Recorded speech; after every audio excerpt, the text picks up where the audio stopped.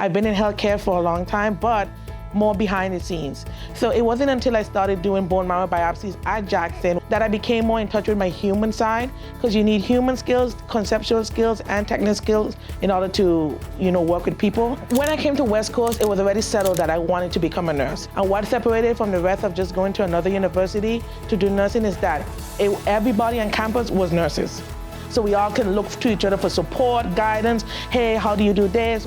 How do you do that in a class? So that was a big deal for me. I was definitely passionate about it. Got up every morning, came to classes, didn't miss a clinical.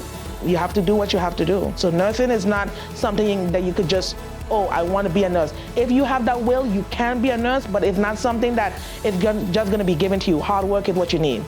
And that discipline starts from nursing school. I took advantage of every opportunity given to me.